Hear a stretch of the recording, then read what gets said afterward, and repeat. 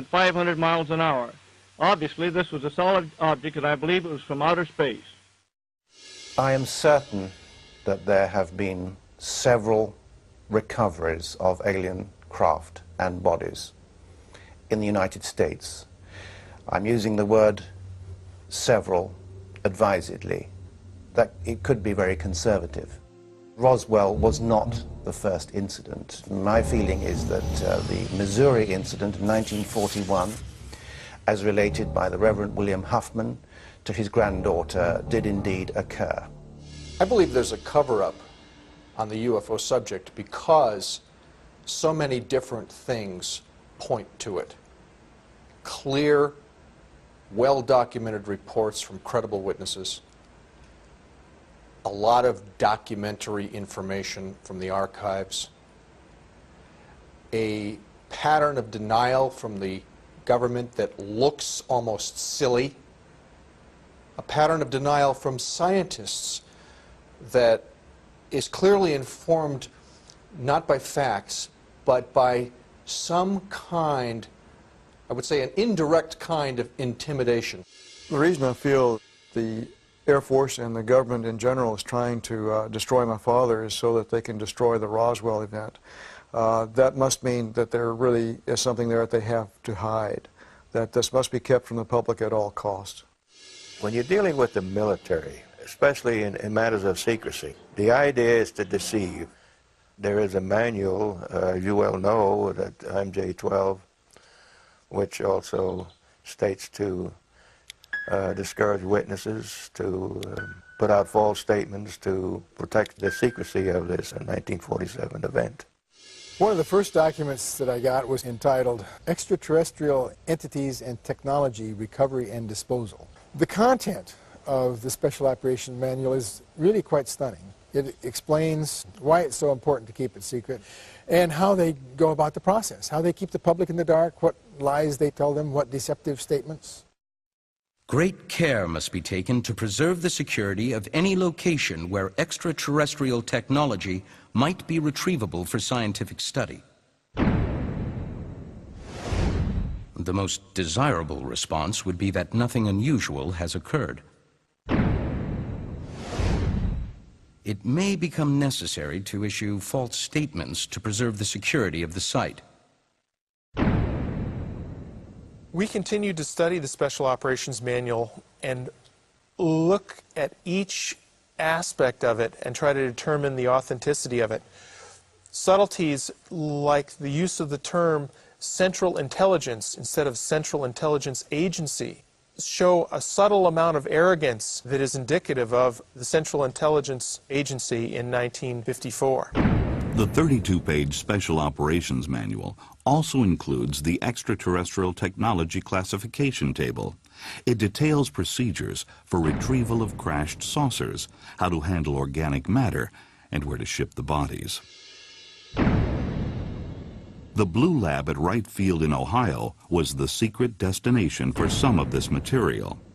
A young woman named June Crane worked in a classified office at the base. Shortly before she died, she told her story. I started at Wright-Patterson in '42. I was 18 years old, and all of the people I worked with were older than me. So I'm probably the last survivor of my lab group and probably the last one still around to talk about it. I had a Q clearance. I worked with scientists and with engineers. I knew a man named Clarence Smith. He was a master sergeant. He came in one day before we started to work, very upset. Clarence told us that his plane brought back 2 bodies in crates from New Mexico. When I asked which plane had crashed, he said, it wasn't a plane, it was a flying saucer. Well, they knew of 3 crashes that I was aware of by 1952. Maybe there were more. In '52, there was a crash cover-up. Roswell was in '47. That balloon story was a damn lie then, and it's still a lie.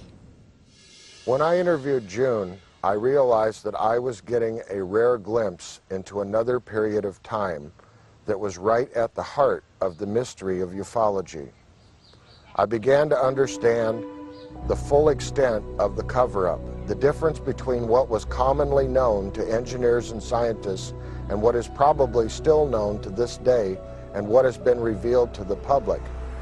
An officer showed me a piece of metal.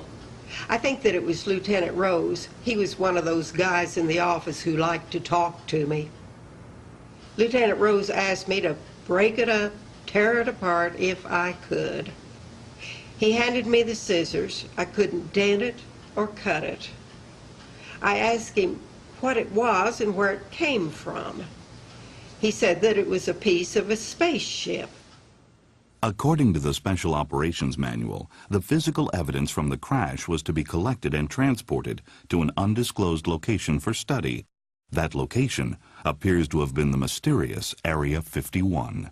I'm satisfied and very pleased that there is good reason to say that Area 51 was created in the early 50s. Now we have that reason. We didn't have that reason before. Skeptics have claimed that Area 51 did not exist when the Special Operations Manual was published in 1954. But according to this Las Vegas newspaper, a huge government installation began construction in the Nevada desert in early 1951. The project was cloaked in a security blackout and has remained so to this day. Many believe it is where the technology of these alien craft is being studied.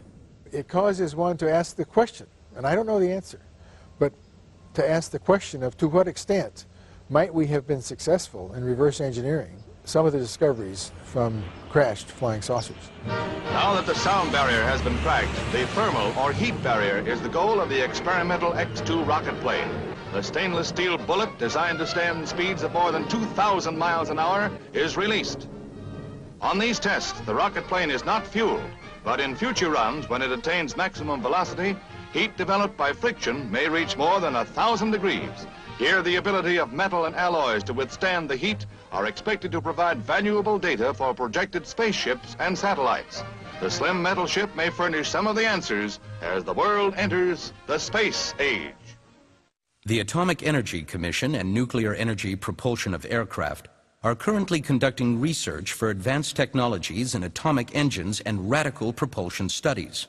Integration of hydrogen-based fuels and electro-hydrodynamic technology may open up for us development of super aerodynes with Mach 5 capabilities.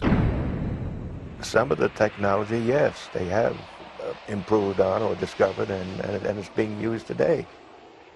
Yeah, I think everything that we were involved in from 1942 clear up to 1947 was justified.